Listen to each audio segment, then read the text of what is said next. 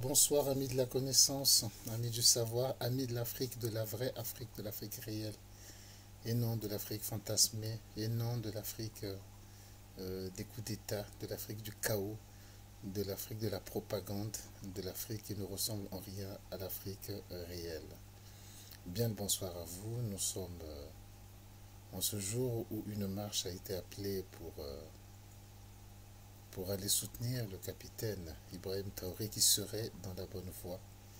La réalité pourtant n'a pas changé, le Burkina Faso reste le pays qui est le plus atteint par le terrorisme dans le monde, battant l'Afghanistan, la Syrie et tout ce que l'on connaît, mais il faut aller le soutenir pour qu'il continue dans cette voie, car il est dans la bonne voie. La guerre civile dans ce pays, car il s'agit en réalité d'une guerre civile, n'a pas commencé avec Ibrahim Traoré. C'est quelque chose que j'entends souvent. Cette guerre civile a commencé depuis peu après le départ de Blaise Compaoré. Et, et le problème aujourd'hui, c'est que les dirigeants qui sont là actuellement font pire que ceux qui étaient là avant. Parce que dans le raisonnement de nos amis qui soutiennent ces régimes-là, c'est oui ou non. C'est est-ce que c'est lui qui a inventé ce terrorisme, donc tout va bien? Non. Les choses dans la vie se mesurent. Quand on commence un peu à avoir l'aptitude à comprendre le monde, et bien le monde se mesure. Et les choses sont différentes les uns aux autres par rapport à la mesure. Vous savez, il y a de cela 2000 ans en Afrique, il y avait un PIB. Hein. On n'a pas attendu l'arrivée du blanc. Si, on ne le calculait pas. Aujourd'hui, il y a des méthodes pour calculer le PIB de l'Afrique en l'an 50 après Jésus-Christ, en l'an 122 après Jésus-Christ. Il y a des méthodes, il y a même un économiste américain qui s'est spécialisé dans le domaine qui nous a quittés malheureusement il y a quelques années, qui est mort. Donc les choses se mesurent, les choses sont différentes les unes des autres par rapport aux mesures. Aujourd'hui, par rapport au terrorisme, c'est le nombre de morts civiles, c'est le nombre de soldats morts, c'est le nombre d'armes perdues, c'est le nombre... Vous avez tellement d'évaluations, le nombre de déplacés internes du pays, je crois qu'ils étaient quelque chose comme de 200 ou 300 000 avant l'arrivée d'eBay, il dépasse 2 millions aujourd'hui, c'est le nombre d'écoles fermées, c'est le nombre... On a des choses pour mesurer, il ne suffit pas de dire, moi je l'aime, je le supporte, il fait bien, mais il y a des éléments, et personne ne s'intéresse vraiment à tout ce type de pulsions que les uns et les autres peuvent avoir, d'amour, de soutien totalement subjectif que les uns et les autres peuvent avoir, ça ne fera avancer personne, et ça n'intéresse en fait personne. Quand je dis personne, je veux dire ceux qui peuvent en prendre des décisions ou écrire l'histoire par la suite. Alors, je dis ceux qui écrivent l'histoire, en fait tout le monde écrit l'histoire. Hein. Lorsque vous publiez un rapport sur le niveau de scolarité d'un pays, vous êtes en train d'écrire l'histoire. Écrire l'histoire, c'est pas non plus comme les réseaux actuellement panafricanistes essaient de le faire croire. C'est des gens qui s'assoient un matin et qui disent écrivons un livre d'histoire. Non, le livre d'histoire est une compilation des informations qui ont été reçues dans différents endroits, dans différents domaines. Vous allez tous les jours mesurer le niveau de la rivière qui passe devant chez vous, dans votre village. Tous les jours, vous avez mesuré, vous avez mesuré. Au bout de 10 ans, vous avez l'histoire de l'évolution de ce cours d'eau. Et le livre d'histoire, quand il va parler de ce cours d'eau, ben, il va parler de vos mesures. C'est ça, écrire l'histoire. C'est additionner beaucoup d'histoires qui parfois ne le sont pas. Je ne sais pas moi.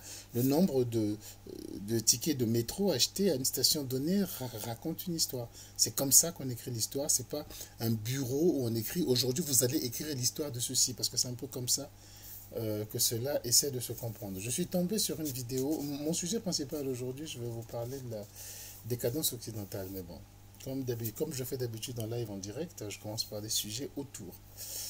Je suis tombé sur une vidéo de monsieur Alain Foucault qui nous raconte que, jeune journaliste, il a appris avec stupéfaction que Jean Bédel Bokassa, empereur de Centrafrique, renversé à l'époque, mangeait de la chair humaine. Il s'est dit c'est pas possible, mais Jean Bédel Bokassa est un bantou, comment peut-il faire ce genre de choses? Et il est allé s'enquérir, il est arrivé jusqu'en Centrafrique, il a rencontré le cuisinier Jean Bédel Bokassa qui était stupéfait, ému, qui n'a jamais donné d'interview et qui lui a dit que tout cela était bien entendu faux. Et qu'en remontant l'histoire, il s'est rendu compte que c'est Giscard d'Estaing et Bernard Tapie qui avaient écrit cette histoire, qui a été publiée dans les médias. C'est ridicule à plus d'un titre. C'est ridicule à plus d'un titre. Déjà l'émotion, mais il est bantou, comment peut-il faire ça? Ça, franchement, ça m'a fait marrer. C'est partir du principe qu'un Bantou, ça ne peut pas manger des gens. Et bien pourtant, si, l'histoire est jalonnée de ces témoignages de Bantou qui mangent des gens. Histoire écrite par qui? Par le blanc. Mais le blanc aussi a écrit que lui-même, il a mangé des gens, vous savez. Lorsque les Romains ont conquis les îles britanniques, un des plus vieux textes qu'on a, qu'ils ont édité pour donner les nouvelles règles à respecter, c'était il est interdit de manger de la chair humaine. Et donc, s'il y avait un tel texte, ça veut dire que cette pratique de manger de la chair humaine était répandue là-bas. On sait aujourd'hui que les premières traces de cannibalisme, peut les remonter à plus de 500 000 ans avant nous. On les trouve en Europe, on les trouve en Asie.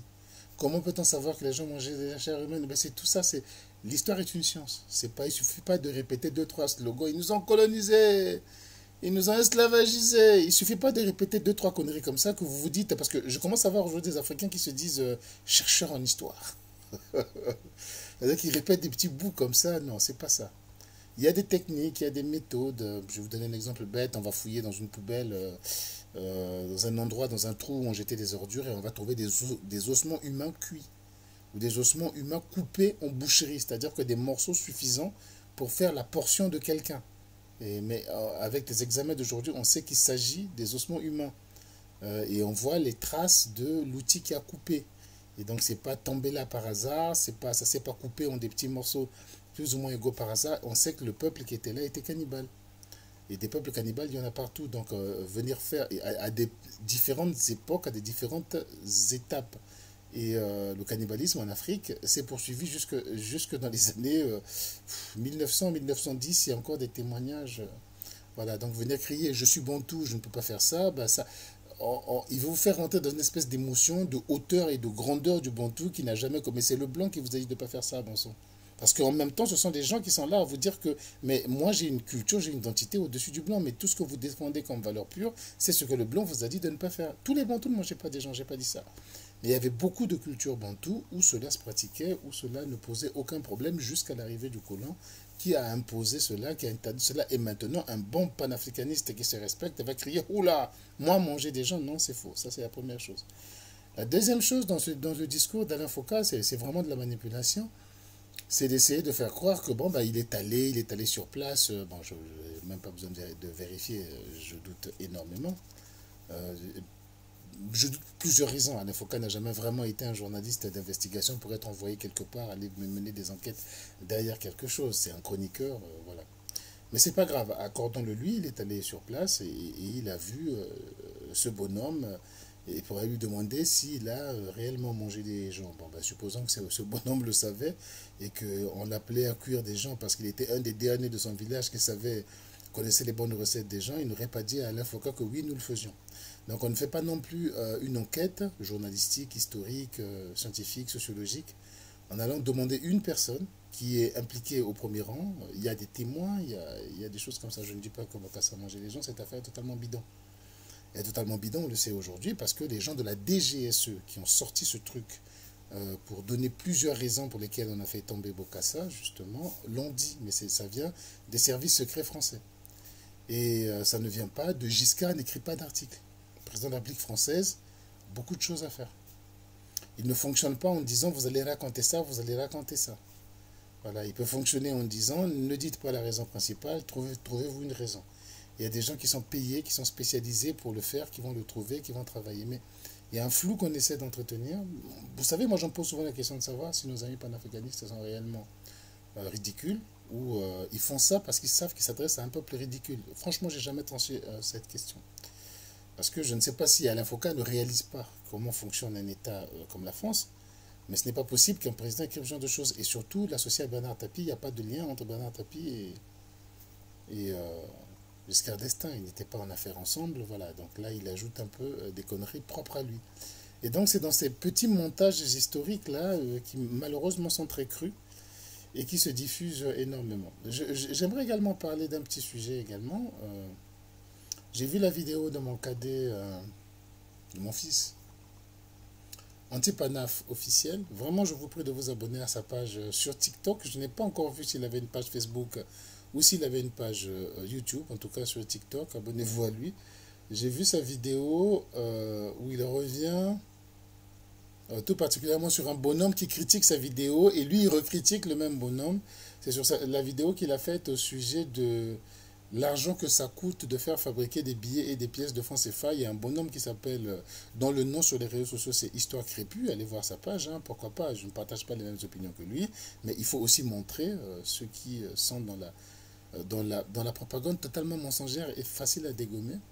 Et ce monsieur qui est d'origine togolaise, je crois que c'est un métis, a publié un truc dans lequel il explique que les pays du franc CFA dépensent 226 milliards, ont dépensé en 4 ans, il donne même les dates, hein, de 2013 à 2017, 200, ça fait docte, hein, quand tu donnes des taxes, ça veut dire que tu vas chercher 226 milliards d'euros, ils ont payé rien que pour leur produire des billets, ce qui est absolument faux.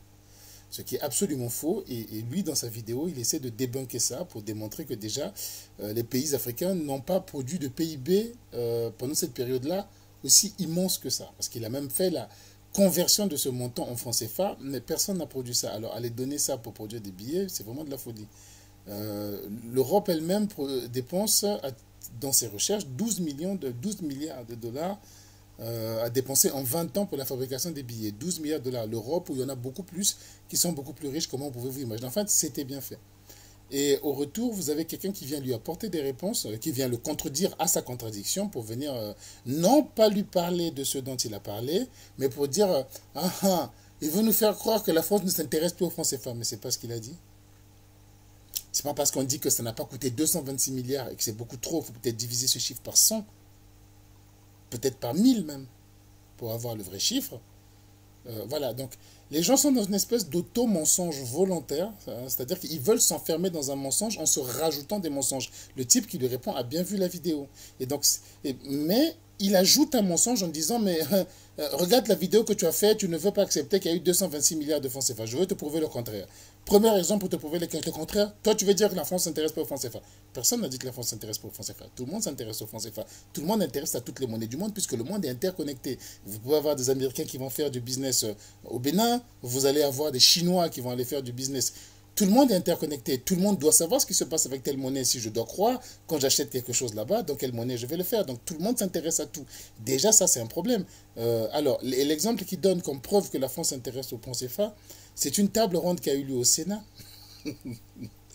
Une table ronde qui a eu lieu au Sénat sur l'avenir du franc CFA, dans laquelle étaient invités des Africains, dont certains noms de la propagande anti-franc CFA. Et donc, ce monsieur, pour lui, c'était la preuve qu'il y a eu ça. Pourquoi il y a eu une table ronde au Sénat pour ça? Vous savez, le Sénat, j'ai envie de dire, chacun loue une salle, quoi. En fait, on ne la loue pas. C'est gratuit quand on fait ça, mais il suffit de connaître un sénateur qui accepte de parrainer ce que vous avez envie de faire. Il réserve la salle pour vous au nom de ce sénateur et vous pouvez vous réunir et le faire. Ça n'a rien d'officiel.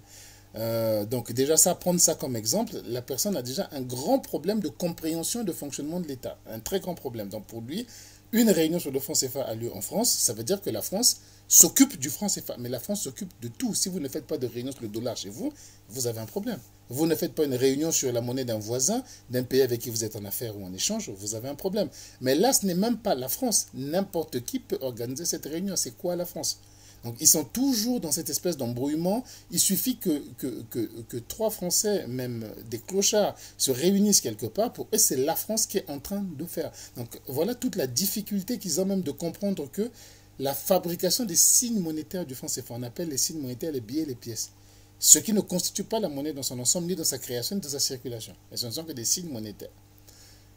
Que la fabrication des signes monétaires du franc CFA se fasse en France, ça ne veut pas dire que c'est le gouvernement français qui le fait. C'est extrêmement difficile aux gens à comprendre. Extrêmement difficile. Parce que pour eux, peut-être, comme je dis souvent, même la plus belle femme du monde ne peut donner que ce qu'elle a. C'est-à-dire que pour eux, ils ont des régimes tellement tyranniques et depuis tellement longtemps, le président est au début et à la fin de tout. Et donc, c'est pour ça qu'ils s'imaginent qu'une entreprise française qui signe avec quelque chose ou avec quelqu'un, ben c'est forcément l'État français, c'est le gouvernement français, c'est Macron qui prend des décisions et qui décide. Je ne sais pas comment ils arrivent à ça. Le PSG est en France, mais est-ce que c'est le gouvernement français? Un exemple clair, c'est le Mali qui fait produire ses passeports chez Idemia, qui est un fabricant de passeports et de monnaies. Idemia fabrique des monnaies à travers le monde, qui est français. Est-ce que ça veut dire que le passeport malien doit avoir l'aval du gouvernement français parce que l'IDEMIA est français. C'est le gouvernement français qui donne l'identité de chaque Malien. Hein. Le Mali envoie la liste des gens à qui il faut donner des passeports et c'est au gouvernement français de choisir à qui il va donner l'identité de faire un passeport ou non. Donc, ce débat est très difficile parce que à la base, il y a un manque de connaissance, un manque de compréhension des petits b.a.-ba de fonctionnement et une confusion totale et parfois volontaire dans toutes ces choses et dans toutes ces questions. J'ai pas été avec vous en live depuis un petit moment. Je vous ai habitué à vous faire un ou deux lives par semaine, mais ça ne pouvait pas durer éternellement.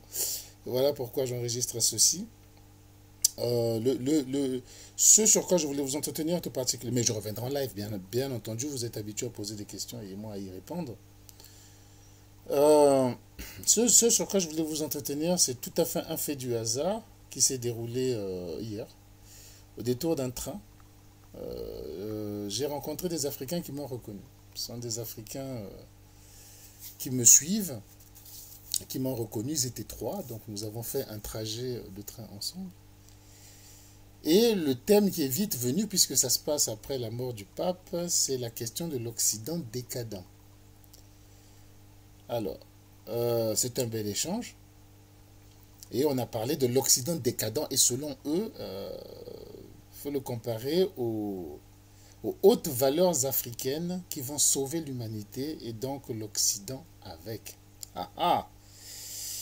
Énorme chapitre, bien entendu.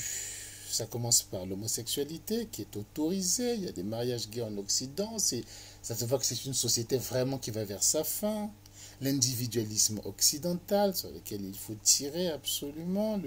Le féminisme en Occident qui met des femmes dans une situation difficile de célibat à longue durée parce qu'elles ne respectent plus les hommes. Il y a eu quoi d'autre? La non-soumission des jeunes aux anciens, la fausse démocratie, etc.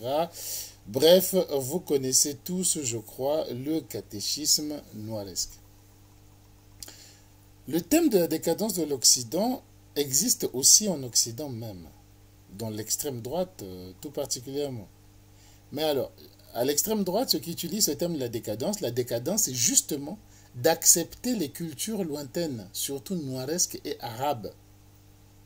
C'est ça qui provoque la décadence, parce que ces gens qui viennent de ces cultures-là n'ont pas connu les évolutions mentales, sociétales qui ont traversé l'Europe, et ce sont des gens qui ont du mal à accepter justement la liberté individuelle, qui est une valeur occidentale, l'homosexualité, l'égalité des sexes, l'égalité des générations, le civisme à l'occidental, etc., etc. Donc vous avez d'un côté des Noirs qui pensent que l'Occident devient décadent parce qu'il ne respecte, parce qu'il autorise l'homosexualité, le féminisme, l'individualisme, mais pourtant dans le pays où ils vivent, vous avez ceux qui parlent du décadence de l'Occident, c'est justement parce que ceux-là existent qui ne supportent pas ce qu'est l'Occident. Vous voyez un peu dans quel... je ne sais pas si les gens s'écoutent, c'est-à-dire que tu as une idée, tu dois d'abord te demander qu'en pense ce dont je parle. Mais non, on ne se pose pas la question. Mais c'est pour ça que je dis que tout ça, c'est vraiment beaucoup une question de culture. Il faut vraiment prendre l'habitude de lire, de lire, de lire. Et quand vous entendez ce genre de choses, c'est quelqu'un qui n'a pas approfondi la question et qui pense que ses humeurs, ses impressions, les amis qui sont autour de lui, constitue le fin mot de l'histoire et il peut déjà réagir autour de ça. Je vais même encore reprendre une parenthèse parce que vous savez comment je fonctionne. J'écoute des choses, des incongruités et c'est ça mon carburant. C'est parce qu'il y a des incongruités que je reviens vers vous, vous les reprendre, vous les expliquer et certains qui nous écoutent prononcent les mêmes incongruités et j'espère en sauver un, deux ou trois. Je n'espère pas, je sais que j'en sauve. Ils m'écrivent énormément pour me remercier. Alors de quoi j'allais parler, j'ai même oublié. Il y a un exemple qui m'est venu rapidement. C'est quelqu'un, oh, j'ai pas envie de faire des coupures donc j'y vais directement. Ah oui, oui, oui, c'est quelqu'un qui faisait un live, mais il y avait du monde, hein. Moi je connaissais pas cette personne.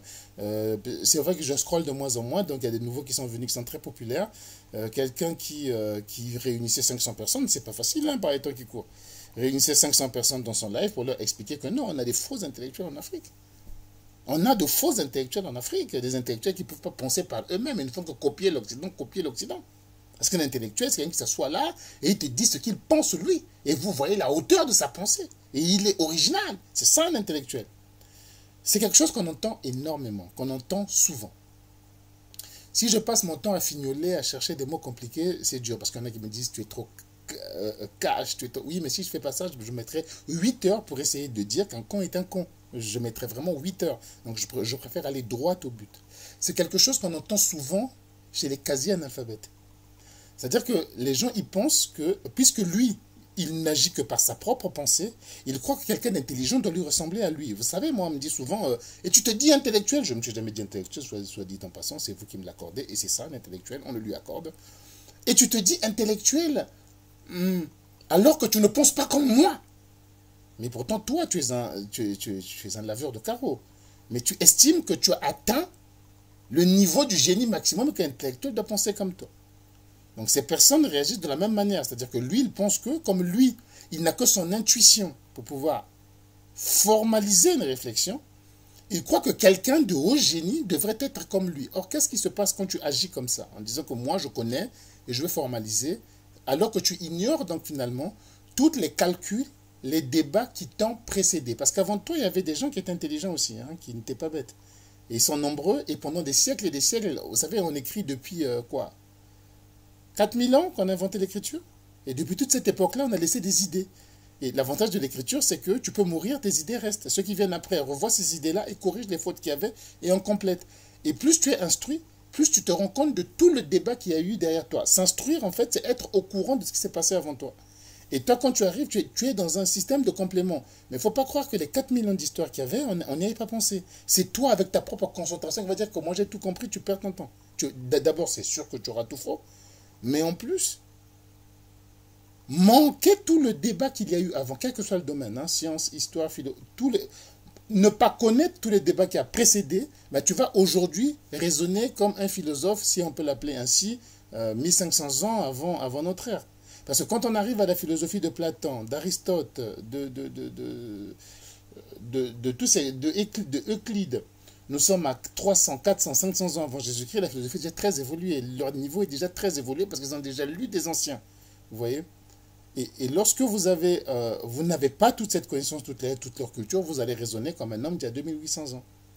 Et c'est ce qui se passe. Donc c'est très important d'être informé des débats qui se passent.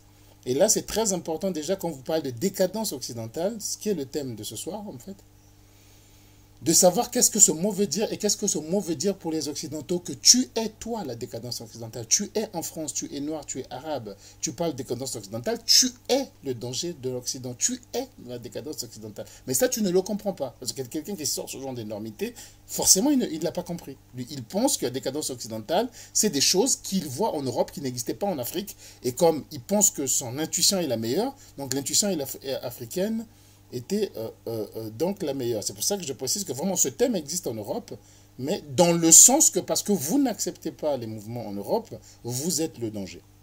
Mais surtout à l'extrême droite. Mais n'empêche qu'à droite, de manière générale, dans toute la droite plaide pour la séparation des différentes cultures. Hein. Chacun est bien chez lui, chacun est maître chez lui.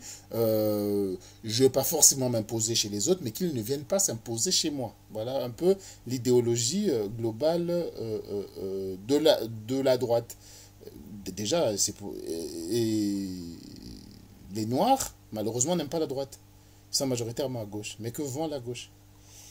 La gauche est universaliste par définition. La gauche considère l'homme comme étant le même partout dans le monde.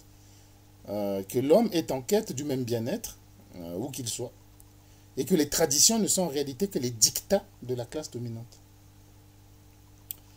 Que ce qu'a produit l'Europe, ce sont des avancées majeures face à l'humanité. Et ces avancées majeures, comme l'homme est le même partout, comme il aspire au même bonheur, ben les avancées majeures de l'Occident, c'est à ça qu'aspire le reste du monde. Ça, c'est la pensée de gauche et qu'il faut donc universaliser le niveau de réflexion, d'avancement de l'Europe, qui est la destinée de l'homme. Donc il faut, pour utiliser des mots très néo-panafricanistes, il faut imposer l'Occident au monde. Et bizarrement, la majorité des Noirs et les pseudo-panafricanistes en premier se reconnaissent plus de gauche. Ils votent de gauche. C'est pas la première contradiction. Hein. Tout à l'heure, on a vu la contradiction avec la décadence de l'Occident, dont ils sont eux l'objet de la décadence, mais ils ne le réalisent pas et ils croient combattre pour le mieux-être de l'Occident, qui ne demande que pour ceux qui utilisent le même terme à les dégager. Là, vous avez la dichotomie gauche-droite, parce que cette idéologie de vouloir dire que nous, en Afrique, on est super, on est champion, et on a quelque chose de mieux, de plus beau, mais ça, c'est la pensée de la droite. Mais ils n'en veulent pas. De manière générale, ils sont plutôt du côté de la gauche. Vous savez qui a initié la colonisation? C'est la gauche, c'est pas la droite. Les Luc Ferry, etc., la colonisation a été initiée par la gauche pour apporter les valeurs civilisatrices de l'Occident. Mais tous ces gens-là sont encartés à gauche. Quand ils ont la nationalité française, ils votent à gauche très majoritairement. On n'y comprend plus rien. Ou alors c'est eux qui ne comprennent vraiment pas où ils mettent les pieds. Il y a un Congolais qui aime bien suivre ces lives en secret pour venir m'insulter après. Il se reconnaîtra, qui croit qu'en fait dans le monde, tu peux tenir n'importe quelle position contraire, quelqu'un la tient, donc rien n'est bête. Tu vois, si tu dis quelque chose, lui il croit que sa position, en fait, il peut donner, enfin, je viens de le définir déjà, c'est un peu ça, comme ça que les gens se positionnent. Mais c'est ridicule, en fait. Toute la pensée sociale, la pensée politique est complètement à côté parce que on ne prend pas le temps de l'étudier, on ne prend pas le temps de la comprendre, on va par l'humeur. Je regarde la télévision, un me l'a sorti il n'y a pas longtemps, je lui expliquais donc le rôle du secrétaire général de l'Élysée, et le secrétaire général de l'Élysée un, nomme tous les hauts fonctionnaires finalement. Parce que toutes les préparations du Conseil des ministres, c'est lui qui les fait. Et il ne croyait pas que le président, dans un pays comme la France, connaît tout le monde, qui a déjà passé 3 ans comme sous-préfet, qui va passer préfet, qui a déjà été 2, 3 fois directeur central. Ils s'en foutent complètement. Ce sont les services du secrétariat général qui le fait et qui lui emmène des propositions. Idem pour les cabinets ministériels. Un ministre qui est nommé aujourd'hui ne connaît pas le directeur de cabinet. Il peut venir du monde des affaires, il peut venir du monde de la culture. Il ne sait pas forcément comment fonctionne un cabinet. Ce n'est pas à lui, ce n'est pas à chacun de venir dire voilà ce que je veux. Donc, toutes les propositions vont venir du secrétaire général du gouvernement. Donc, j'ai essayé d'expliquer ce rôle important qu'a le secrétaire général du gouvernement. Il arrive pour venir me dire enfin, je suis l'actualité française depuis longtemps quand même. Les gens comme ça, tu as envie de l'étrangler, quoi. Donc tu veux me contredire et ce que tu as comme source, tu suis l'actualité. Parce qu'en fait, tu imagines que toi et moi, on n'est que des regardeurs de télévision, quoi. Tu vois, on est au même niveau de compréhension, de connaissance de la chose, mais c'est fou, c'est fou. Bien, mes amis. Donc, j'ai été dans ce débat avec ces gens mais je leur posais la question, vous êtes contre aussi, vous êtes pour ça, vous êtes machin, mais vous êtes de droite. Ah non, la droite, c'est les racistes. Nous, on est pour ceci, ça. Ah d'accord. Mais vous savez que c'est la gauche qui a fait ceci? Oh non, c'est exagéré quand même. Vous exagérez. Voilà. Donc on était dans ce type de débat. Évidemment, mes interlocuteurs, fiers de leur supériorité culturelle africaine à eux, méprisant pour ceux qui croient être les valeurs occidentales. Parce que ça aussi, c'est un grand sujet. Qu'est-ce que les valeurs occidentales? J'en viens. Bien sûr, ils se battent pour qu'il y ait moins de culture occidentale dans le monde. Voilà, et vous l'avez deviné, c'était des sensibilités de gauche, comme je l'ai dit tantôt. Voilà, et donc nous avons affaire à des catégories d'embrouillés, mais c'est juste parce que vraiment, on est dans des sous-cultures incroyables. Nous sommes dans une approche de la connaissance qui est vraiment... les gens vont étudier pour réussir un examen, puis ensuite pour aller chercher un travail. La culture générale autour n'y est pas, mais on veut tous participer à des débats compliqués, à se positionner, à expliquer. Voilà malheureusement un peu comment ça se passe dans nos milieux. Je les ai écoutés le temps d'un trajet de train, de vrai train, hein, pas de RER. Et donc ça a été assez lent, on a eu un échange, mais bon, j'ai essayé de voir qui pouvait comprendre, qui ne pouvait pas comprendre. Mais en tout cas, le point fondamental sur lequel il s'accrochait, c'était l'homosexualité, comme preuve de la décadence de l'Occident. À côté de ça, il faut ajouter ce que j'appellerais les auto-mensonges. C'est-à-dire que les gens se mentent à eux-mêmes, parce que je crois que parfois ils font exprès, l'information est un peu partout, ou si on la cherche, on la trouve, il y en a partout, quoi. C'est pas... Moi, quand j'étais étudiant, quand j'étudiais, il fallait aller à la bibliothèque, hein. Les livres ne couraient pas les rues. Ce que nous devions emmagasiner et connaître, il n'y avait pas Internet. Mais aujourd'hui, franchement, vous avez même Meta que vous avez dans les mains, dans WhatsApp, tu peux poser n'importe quelle question, mais continue à vouloir se comporter comme ça, c'est de l'auto-mensonge, c'est se mentir à soi-même, ou alors une ignorance, mais irréparable, quoi, avec l'accès à l'information que nous avons aujourd'hui. Donc, se raconter, par exemple, oui, par exemple, dans la culture européenne, il y a l'homosexualité, par exemple, ça, c'est pas dans notre culture. Je sais pas si t'es bête, je sais pas si t'es fou, je sais pas si tu te mens, je suis désolé, quoi, mais le mariage gay n'est autorisé en France que depuis 2013. C'est François Hollande qui l'a autorisé. Donc en 12 ans, c'est devenu leur culture. Mais je dis 12 ans, nous sommes en 2025, mais j'entendais déjà ça en 2015. Hein. En 2015-2016, j'entendais déjà ça. Ah, mais les Blancs, se marier entre hommes, c'est dans leur culture. Depuis quand? Depuis 2 ans, ça devient votre culture? Est-ce que tu peux pas réfléchir qu'il y a un truc que tu n'as peut-être pas compris?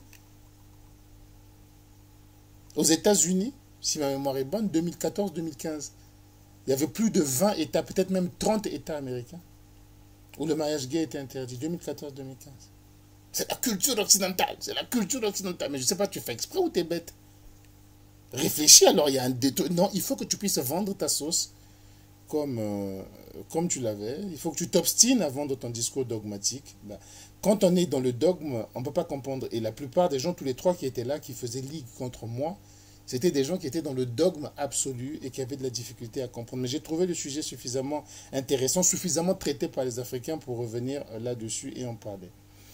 En fait, ce n'est pas tant l'homosexualité qui est dans la culture européenne ou qui est un fait européen ou qui est un fait nouveau, mais dans l'homosexualité, que ce soit le mariage gay, la libération de l'homosexualité, il faut voir là-dedans la liberté.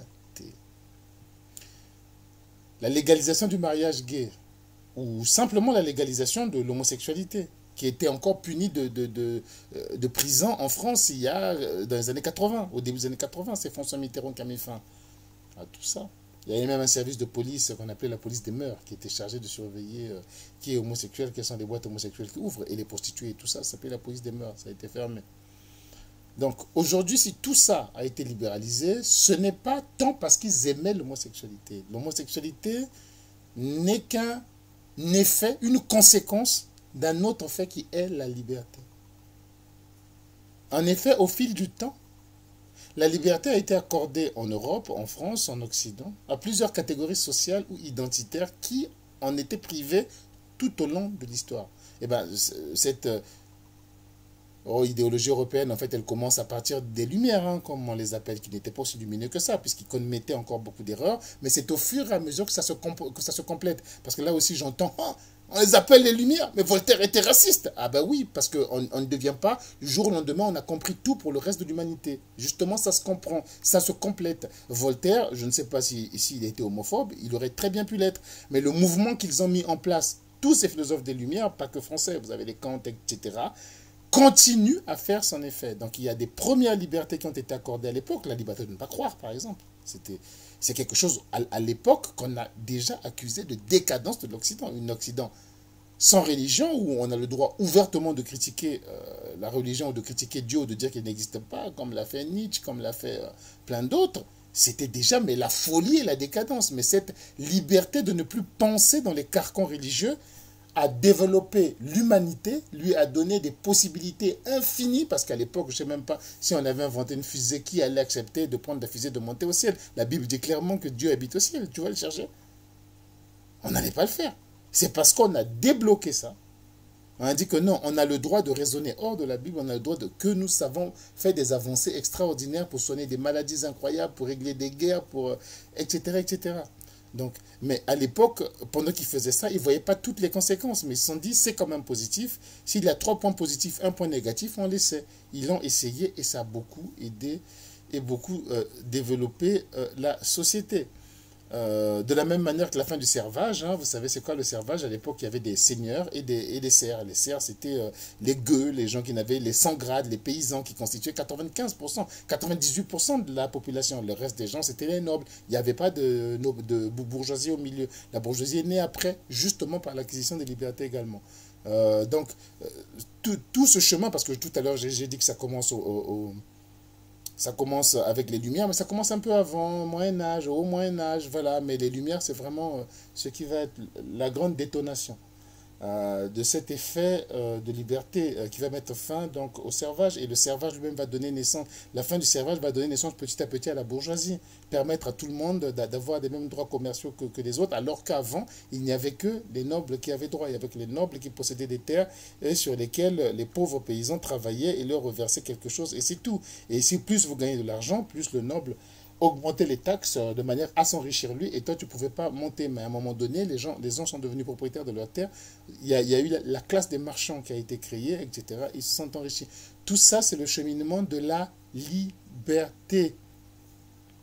La fin de l'esclavage pour les Noirs, c'est pareil. C'est le cheminement de la liberté. Ce sont toutes ces pensées-là, parce qu'on va vous raisonner aujourd'hui. Non, c'est parce qu'il y avait des esclaves qui s'étaient révoltés quelque part. Tu rigoles ou quoi? C'est depuis combien de temps les esclaves se révoltent à Rome, en Grèce? Vous connaissez l'histoire de Spartacus?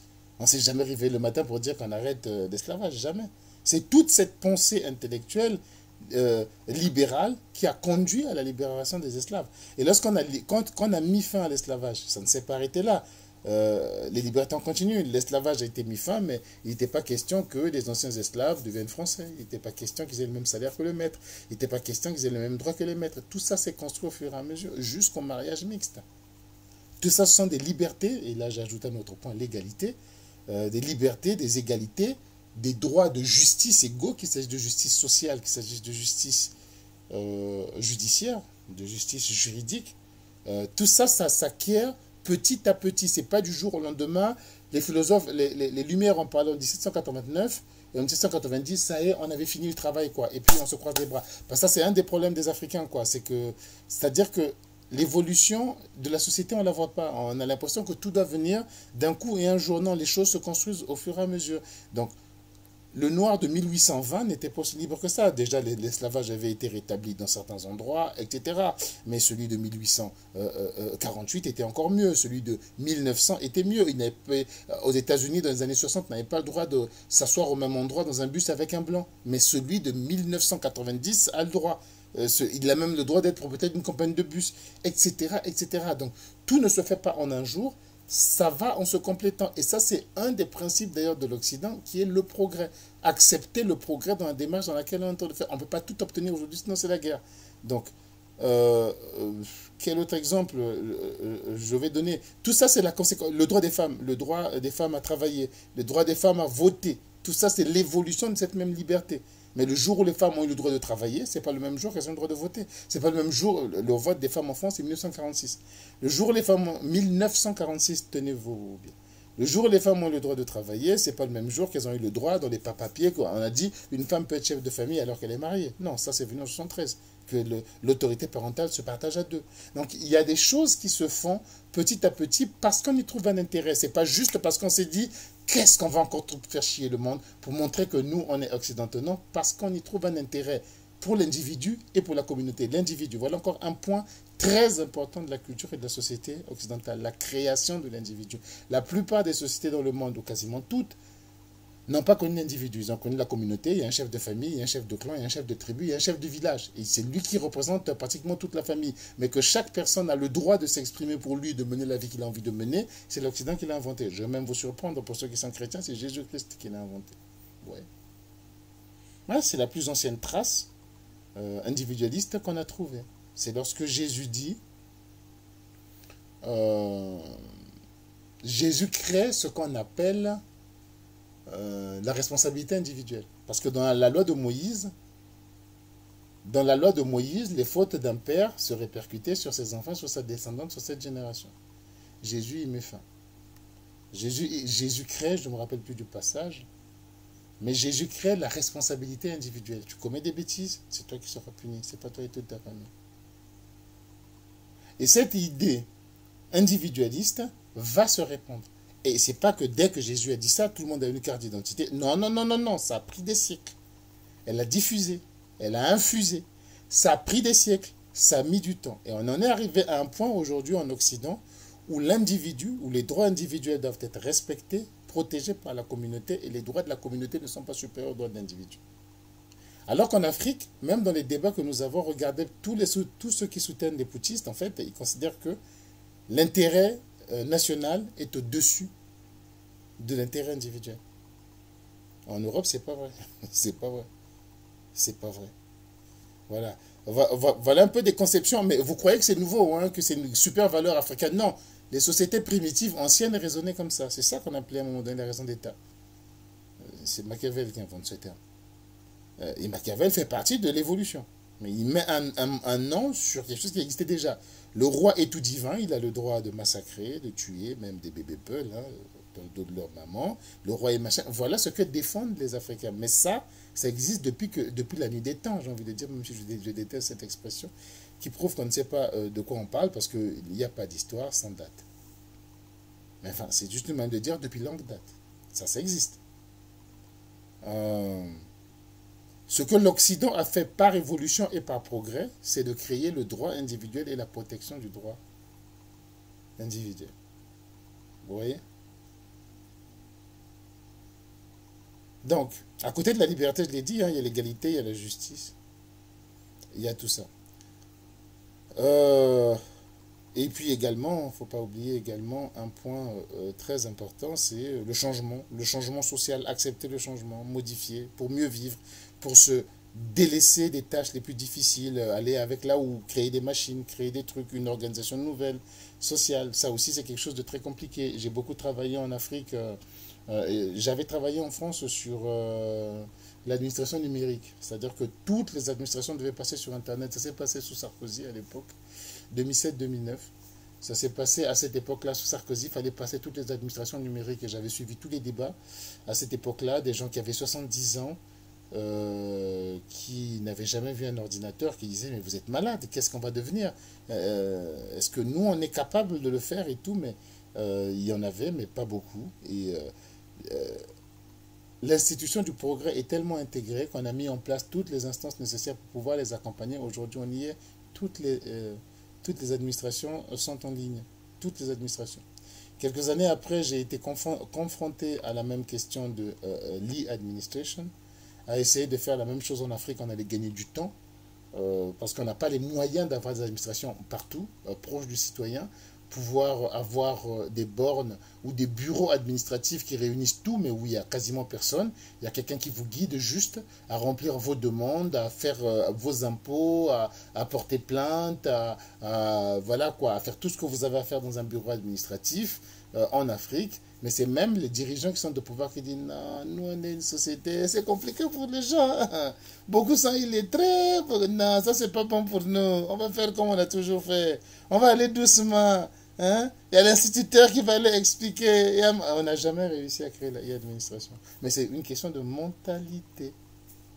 Parce qu'on n'a pas cette mentalité de l'évolution permanente et progressive. Ce qu'on a déjà acquis, on a l'impression que c'est éternel. Si on te dit que un moteur, ça fonctionne avec ceci, des soupapes, des trucs, des machins, tu as l'impression que l'individu, l'homme a atteint son maximum, ça doit rester comme ça pendant 30 ans. Ce n'est pas vrai. Quelqu'un est encore en train d'inventer autre chose, qui va inventer autre chose. Aujourd'hui, on a la voiture électrique qui marche au lithium, au truc, mais d'autres inventions sont en train d'être faites qui vont remplacer. C'est tout ça qui fait partie de la culture occidentale. Donc, il ne faut pas croire que vous prenez l'homosexualité. Non, l'homosexualité fait partie de ce qu'on va appeler l'égalité et la liberté individuelle. Ça s'exprime par l'homosexualité. De même, le vote des femmes aussi, c'est le même effet. L'égalité des Noirs, je veux, parce que la plupart des gens qui m'écoutent sont Noirs. L'égalité des Noirs en France, ça relève du même fait. Que les Noirs puissent avoir les mêmes salaires, les mêmes droits, être justiciables, occuper les mêmes postes que les Blancs, etc. Ça revient du même fait, égalité, justice, etc. etc. C'est ça qui fonde la culture occidentale, pas l'homosexualité en tant que telle, qui n'est qu'un passage. Et le cri dans lequel j'entends les Africains en train d'hurler anti-homosexuel, anti-homosexuel, en réalité, ben, vous n'êtes pas les premiers, quoi. C'est-à-dire qu'au moment de voter, d'accorder le droit de vote aux Noirs, tous les prêtres de France étaient opposés. Opposés. Ils disaient même aux femmes que si vous ne venez pas à l'église, que je vous dise pour qui voter, parce qu'à l'époque, la France est très catholique, ou très protestante également, vous ne venez pas à l'église ou au temple pour que je vous dise qui voter, vous serez maudits. Vous ne pouvez pas décider d'aller voter autrement que comme je vous ai dit. Pour les femmes qui ne sont pas mariées et pour les femmes qui sont mariées, elles doivent voter comme leur mari a dit de voter. Et comme tous les paysans veulent voter à droite, ben, vous devez aller voter à droite. Voilà comment ça se passait. Voilà comment ça se passait. C'était la fin de l'Occident. Si jamais on se retrouve dans des sociétés où des femmes pouvaient travailler, avoir le salaire et être chef de famille. Mais quelle domination pour encore avoir les femmes sur elles? La société se porte aujourd'hui mieux qu'il y a 100 ans. Je suis désolé. Elle est mieux aujourd'hui qu'il y a 100 ans.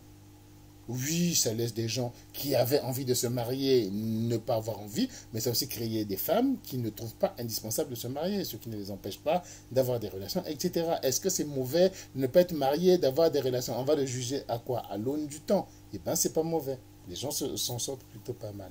On a autorisé le divorce, il peut venir de la femme, il peut venir de l'homme. Je crois que parmi les derniers pays à autoriser les divorces, il y a l'Italie et il y a l'Irlande. L'Irlande, c'est 2021, je crois. C'est des choses qui n'existaient pas, mais c'est la décadence de l'Occident s'il y avait le divorce. Parce que l'Église catholique, on était opposés. Vous voyez? Donc, l'Occident, c'est ça. L'Occident, c'est pas les faits que vous voyez de manière superficielle, mais il y a quelque chose derrière. Il y a une idée derrière. C'est pas une question de culture. Surtout pas une question de culture. En Occident, les Noirs n'habitent pas dans les mêmes immeubles de Blancs parce que c'est leur culture. Ce n'est pas vrai. Parce qu'ils ont trouvé que c'est plus efficace d'avoir des ouvriers qui habitent là où ils veulent habiter par rapport au calcul du transport qu'ils ont fait pour y arriver, plutôt que de dire les blancs habitent dans telle zone et les noirs vont habiter 50 km plus loin, 100 km plus loin pour arriver à la même heure au boulot. Ils seront inefficaces, ils auront peu dormi, ils auront fait plus de voyages, etc. etc. Ce n'est pas une question de culture. Ce n'est pas une question de culture, c'est une question d'efficacité. Lorsque vous avez une population dans laquelle vous avez des personnes qui sont homosexuelles, mais qui doivent se cacher pour vivre leurs amours, qui ne peuvent pas vous inviter chez eux à la maison parce qu'ils vivent avec un mec, qui doivent se cacher, ils ne sont pas à plein de leur régime. Ils ne donnent pas comme rendement ce qu'ils auraient pu donner. Platon était homosexuel, il a vécu il y a 2500 ans. À l'époque, ça ne posait pas problème. Peut-être que si c'était puni, c'était je ne sais pas quoi, il se serait dit, j'ai pas envie de m'exposer, de me montrer, parce que si un jour quelqu'un me voit dans une rue sombre en train d'embrasser un garçon, ma vie est foutue, je suis connu, je vais être assassiné. Mais à son époque, ça allait. Mais il y a eu d'autres époques où ça a été beaucoup plus dur, etc. Et vous ne pouvez pas imaginer le nombre de gens qu'on a étouffés qui auraient pu inventer des vaccins 100 ans, 200 ans, 300 ans avant. Il y en a qui vont me dire, on s'en fout, on s'en fout. Aujourd'hui, tu en profites quand même de ces vaccins inventés par les PD. C'est juste parce que les gens ont réfléchi et se sont dit que nous avons plus intérêt à faire ceci pour le bien de la communauté et pour le bien-être individuel. Parce qu'il ne faut pas oublier l'individu.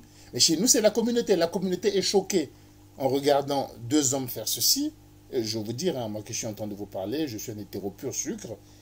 Ça ne m'est pas naturel de voir deux personnes de même sexe se tenir ou s'embrasser. Oh, ne croyez pas que moi j'ai été vacciné et que tout d'un coup, non, je suis comme vous. Là, je m'adresse aux hétéros qui me regardent. Je suis comme vous. Je suis comme vous. Mais c'est qu'à un moment donné, l'individu aussi a ses droits. Il n'y a pas que la communauté. Alors en Afrique, dans notre façon de penser, la communauté, c'est tout. L'individu existe à peine. Donc, c'est important à comprendre un peu tout ça. Et l'individualisme, c'est ça. L'individualisme, c'est le respect de l'individu. C'est pas que l'individu s'en fout des autres. Non, il s'en fout pas. Au contraire.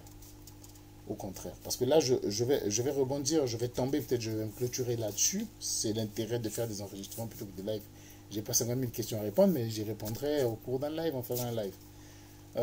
Les valeurs africaines, dont il me vantait, les bonnes vieilles valeurs africaines.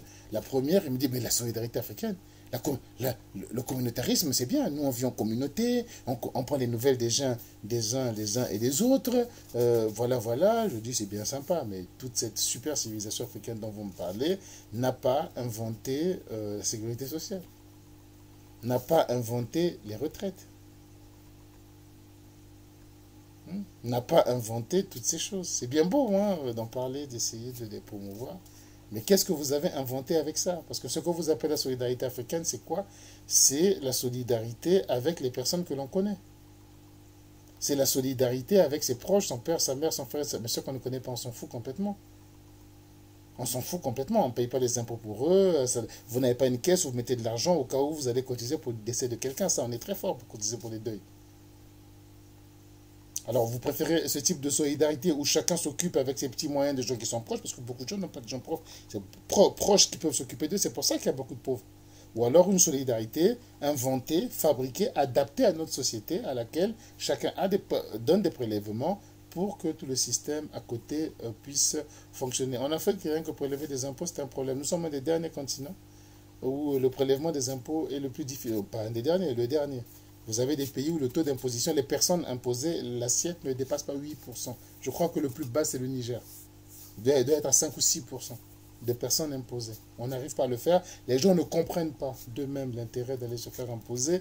Le système ne marche pas. Vous préférez ça ou vous préférez laisser tout le monde s'occuper? Parce que j'entends aussi souvent, non, chez nous, quand les vieux ils sont malades, on s'occupe d'eux. Quand les vieux ils sont vieux, mais on vit avec eux. On ne les abandonne pas dans les centres, parce que vous êtes des chômeurs. Parce que vous êtes des chômeurs, parce que monsieur travaille, madame ne travaille pas, elle peut s'occuper des gens. Est-ce que c'est cela, vous êtes sûr que c'est ce à quoi vous aspirez, vous, être à la charge de vos enfants ou bien être dans votre dignité? Donc ce sont toutes ces questions auxquelles nous devons réfléchir. Et il faut une profonde réflexion pour aborder les sujets sociaux. C'est pas au hasard, je regarde la télévision donc j'ai compris. C'est pas au hasard de... voilà, mes copains, tout le monde dit que je sens que l'homosexualité, ça me dérange, c'est dégueulasse, donc c'est dégueulasse, l'Occident se trompe en faisant ça. Les choses sont beaucoup plus profondes que ça. Les choses sont beaucoup plus profondes que ça, il faut arrêter de les réfléchir de manière superficielle. L'homosexualité, la légalisation de l'homosexualité ou du mariage homosexuel, c'est le même effet, c'est la même continuité de l'effet de la fin de l'esclavage, pareil. C'est la même continuité de l'effet de considérer qu'un noir voit un blanc, pareil. C'est la même continuité de l'effet de considérer que les femmes ont le droit de vote, de travailler, etc. Pareil. Des chefs de famille, pareil. C'est la même continuité que. Voilà. Et il faut. Ben si c'est trop compliqué, vous n'êtes pas obligé de vous occuper de ça. Voilà. Donc je voulais un peu revenir sur ce point. Je l'ai fait. Très bientôt, nous allons échanger encore en live avec des questions et des réponses. Je vous le promets. À très bientôt. Merci beaucoup de m'avoir suivi. Et abonnez-vous, abonnez-vous. N'oubliez pas de vous abonner, n'oubliez pas. Vous êtes de plus en plus nombreux dans la communauté, mais pas assez vite.